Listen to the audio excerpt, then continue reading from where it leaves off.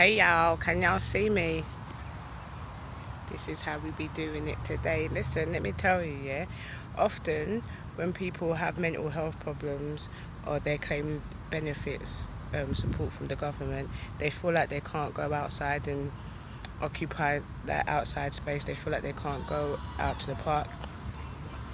They feel like they can't go on holidays and things like that because the government's watching them. Yeah, and they genuinely feel this. So I'm going to count it. 2, 3, 4, 5, 6, 7, 8, 9, 10, 11, 12, 13, 14, 15, 16, 17, 18, 19, 20. I think it's like 20 or 21. So Article 21 of the Universal Declaration of Your Human Rights is your right to rest and leisure. So leisure is counted for like exercise and things to do with your mental health and your well-being.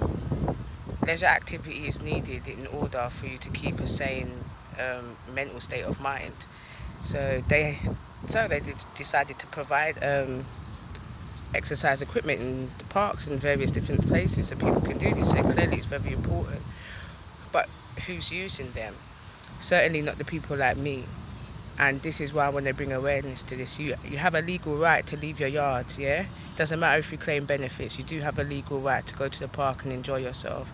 Often people that are on benefits, especially benefits where they're saying that they're depressed and things like that, they feel like they can't walk down the road smiling and all of these things, yeah? You have a right to your happiness, you get me? Like, you have a right to participate in the cultural life of your community, and that means accessing... I'm going to open my drink 1 second. Don't laugh, did you not see me bare struggling? Yeah, so that means accessing public spaces, because these public spaces like this was fundamental to the life of our grandparents and our great-grandparents. This is where they used to have their People's Day. This is where they used to get together and share food and stories and these things like that. So, and cultures, right? So you have a community duty essential to free and full development. So this is another part of your right. You have a right to have free and full development, even if that is trying to develop your ability to cope, even just to cope with your mental health, to cope with your panic attacks, to cope with your depressive state, to cope with even your bipolar and your schizophrenia, because people believe that these people don't function well in life, and that all schizophrenic people are smelly and dirty and that their houses are dirty and these things. That's a myth. It really is a myth. You get it? So that's what I'm trying to bring awareness to. But today, I still don't feel well, guys. Obviously, after yesterday, this boy coming home, it's like no remorse or anything like that. So, oh, and another thing, how to spot narcissists, yeah, and just undesirable people. They like to live in mess and filth, yeah. And often they would love to come to your house, but they won't allow people back to their house. Now with me, I lived in a house that was in disrepair for 11 years. I wasn't comfortable with bringing people back to my home.